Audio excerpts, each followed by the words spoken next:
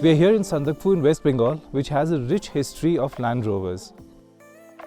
To mark this occasion, Land Rover India decided to revisit the legendary route from Maneybhanjang to Sandhakphu, a place where, in the 50s, the Genesis model Series I and later the Series II SUVs acquired historical importance, for they played a huge role in transporting people and supplies over the challenging and tricky pony tracks. Now, revisiting history is only worth doing if it's revisited properly. Celebrating the 70th anniversary of Land Rover, we have both the Series I and the Series II joining us in this epic journey.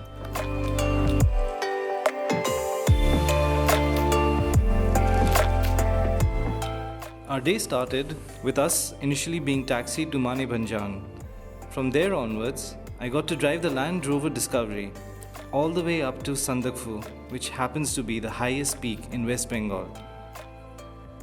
Initially, the driving conditions were quite straightforward, but before I could get comfortable with all this, the roads became narrower and narrower.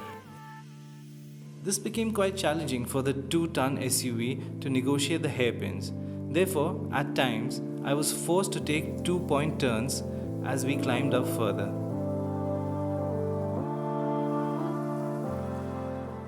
Now, this was the moment I was waiting for.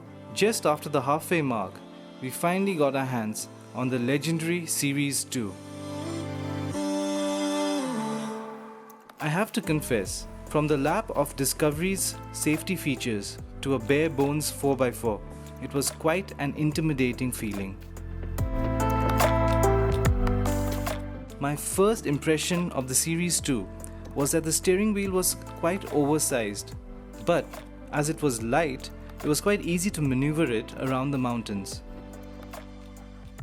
The other thing I noticed was that the accelerator pedal was featherweight. A slight touch and the 2.25 petrol motor would respond instantly, which made me a bit nervous, as the brakes on the other hand was completely opposite, as you had to literally step on them.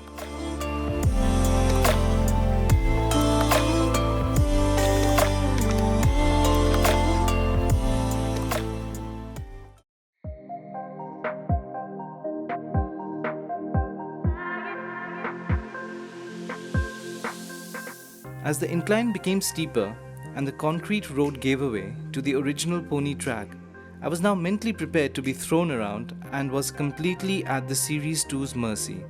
To my surprise, the leaf spring suspension soaked up the bumps. After reaching Sandhakphu, we still couldn't believe how these Land Rovers made 5 to 7 trips a day, carrying as heavy as 600 kg of potatoes.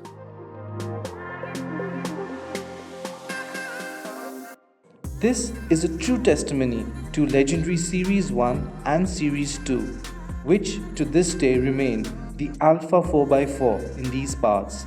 As for us, the experience of driving one of the world's most historically significant 4x4s in its natural habitat was a dream come true.